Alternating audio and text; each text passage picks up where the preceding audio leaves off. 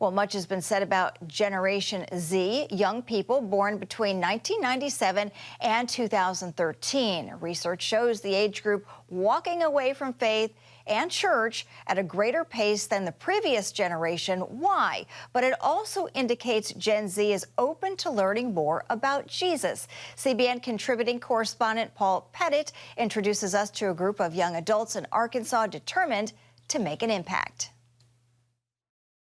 A basement full of young adults playing games and hanging out. Then, once the social time ends, they quickly get down to business, talking politics through a Christian worldview. Politics matter because people matter, and so much of our generation wants nothing to do with politics.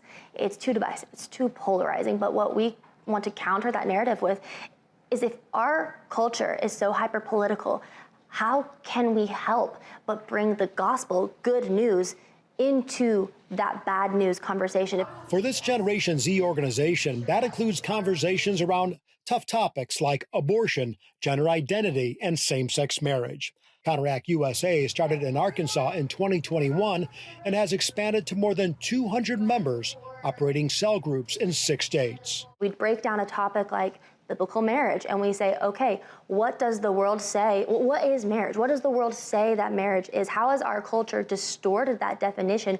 What does the Word of God have to say about that? And how do we enter into the narrative? How do we change our culture to better reflect a biblical view of God's design for marriage? The goal is evangelizing and advocating, such as peacefully demonstrating for life or preparing members to better discuss gender identity with a fellow student. We're in Walmart, we see just like pride all over the place. This meeting is focused on how to best respond to Pride Month. It can be really easy to be swept away by those fleeting winds of doctrine.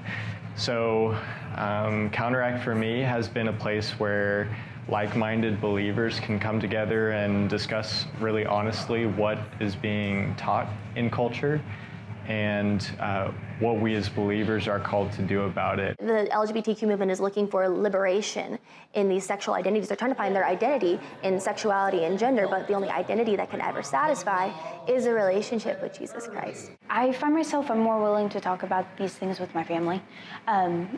My cousins, and have practiced and rehearsed these conversations and kind of just fleshed out the ideas to form what do I actually believe. And Counteract USA couldn't be growing at a more pivotal time. Surveys from the Barna Group, a Christian research organization, shows that 82% of Gen Zers, who largely make up our college student body across America, either identify as non-Christians or nominal Christians. And the vast majority of those lean far left when it comes to culture and public policy. If you don't have a firm foundation for a lot of these things, if you don't personalize your faith as a young Christian, then it's going to be not easy, but it's going to be more likely maybe that you're going to see a lot of young Christians continuing to fall away or flounder or falter in some of these conversations. I had students who might have considered themselves a progressive Christian, a pro-abortion Christian, who have started to come to these meetings, who have had these conversations with people, and then within the year they say, okay, I can't help but vote in accordance to my biblical values. Young Christians who are involved in these types of groups like Counteract, they're going to be pretty serious about things, and they're going to be pretty forceful about the ways that their faith should be affecting their viewpoints on politics and culture.